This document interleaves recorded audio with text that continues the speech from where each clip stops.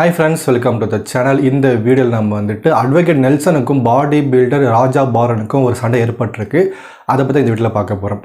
Advocate Nelson யாருன்னா, இவர் last 1 இயராக இன்ஸ்டாகிராமில் வந்துட்டு டிஎம்கே ஆப்போசிட்டாக நிறைய வீடியோஸ் போட்டிருக்காரு.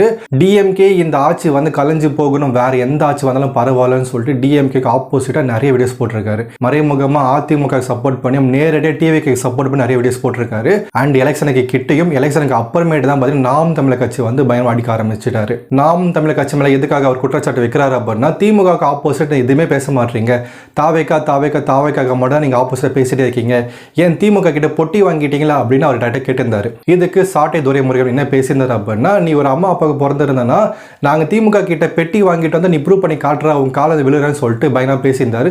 அவர் எப்பவுமே இப்படிதான் ஓரா பேசிட்டு இருப்பாரு. அதுக்கு அட்வொகேட் நெல்சன் என்ன சொல்லியிருக்காரு அப்படின்னா, 2026 சீமானை வந்துட்டு அந்த கேண்டிடேட்டை நிற்கிறதுக்கு அஃபிடேட் வந்து கொடுத்துருப்பாரு. அந்த அஃபிடேட்டுக்குள்ள என்ன இருக்குன்னா, மதுரையில் வந்து சீமான் வந்து நிறைய ஏக்கர் வந்து இடம் வாங்கி போட்டிருக்காரு. அதுவும் அவங்க ஒய்ஃப் நேம் வாங்கி போட்டிருக்காரு. ஒரு சென்ட்டை நீங்கள் 2000 கொடுத்து வாங்கின கணக்கு காமிச்சிருக்கீங்க. பட் 2024 ஒரு சென்ட் 20,000 ரூபாய் கிட்ட போகுது. அப்படி கனெக்ட் பண்ணி பார்த்தா அந்த லேண்ட் வந்து 15 கோடி கிட்ட போகுது. பட் அஃபிடேட்ல ரொம்ப கம்மி நம்மளுக்கு காமிச்சிருக்கீங்க. அப்போ அந்த இடத்த வாங்கினதுலையுமே நீங்க முறைகேடு பண்ணிருக்கீங்க.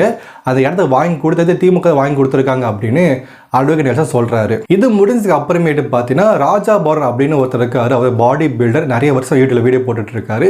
அவருமே எலெக்ஷனுக்கு முன்னாடி நான் ஒரு நாம் தமிழர் கட்சி சேர்ந்தவன் சொல்லிட்டு வெளிப்படையா சீமானுக்கு சப்போர்ட் பண்ணி பேசியிருந்தாரு. ராஜா பாரன் வந்துட்டு அட்வொகேட் நெல்சன் பத்தி வீடியோ போட்டாருன்னு தெரியல. பட் அட்வொகேட் நெல்சன் வந்துட்டு ராஜா பாரன் பத்தி வீடியோ போட்டிருக்காரு. என்ன அப்படின்னு பார்த்தீங்கன்னா, அவர் ஒரு பாடி பில்டர் இல்லையா, அவர் வந்துட்டு பாடி பில்டிங்காக ஒரு லேக் வந்து சேல்ஸ் பண்றாரு. அந்த லேக்கத்தை சாப்பிட்டு நிறைய பேருக்கு வந்து உடம்பு சரியில்லாமல் போயிருக்குன்னு சொல்லிட்டு கம்ப்ளைண்ட் வந்து நிறைய அந்த சோசியல் மீடியாவில் பார்க்க முடிஞ்சது. அந்த லேக்கியம் சாப்பிட்றதுனால நிறைய பேருக்கு வந்து விளைவுகள் வருது அப்படின்னு சொல்லிட்டு அட்வொகேட் நெல்சன் வீடியோ போட்டிருப்பாரு. இது வந்து தனியாக பேசியிருந்தாங்கன்னா பரவாயில்ல. பட் அதையும் நாம் தமிழர் கட்சியும் அவர் இணைச்சு பேசினா தான் இங்கே ஒரு பிரச்சனை மாறி இருக்கு. இப்போ இந்த வீடியோ போட்டுற நாளுக்கு அப்புறமேட்டு ராஜபாரன் வந்துட்டு அட்வொகேட் நெல்சன் வீட்டுக்கே போயிட்டு அங்கே வந்து பேச்சுவார்த்தை நடத்திருக்காங்க.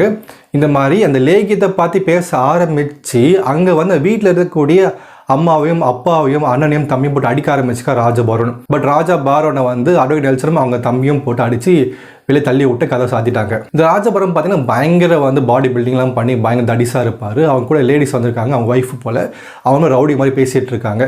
இப்போ ராஜபாரன் பார்த்தீங்கன்னா அட்வொகேட் நெல்சனுடைய சட்டை கிழிச்சு அவங்க அப்பா அடிச்சு அவங்க அம்மா வைத்து அடித்து இந்த மாதிரி எல்லாரும் அடித்து போட்டிருக்காரு. அவங்க வெளியே தள்ளிட்டாங்க. இப்போ ஊர் மக்கள் எல்லாம் உள்ளே வந்துட்டாங்க. உள்ளே வந்து பேச்சுவார்த்தை நடந்துகிட்டே இருக்குது. அப்போது ஊர் மக்கள் எல்லாருமே சேர்ந்து ராஜபுரம் போட்டு அடித்து ஃபேட்டை கழட்டி அசிங்கப்படுத்திட்டாங்க. உடனே வந்து கத்தி எடுத்து வெட்ட வந்துட்டார். அப்போ தான் புரிய வந்து இவங்க பேச்சுவார்த்தைக்கு வரல, ஏதோ பிரச்சனை நடந்தோடனே கத்தி வெட்டிலாம் சொல்லிட்டு வந்திருக்காரு.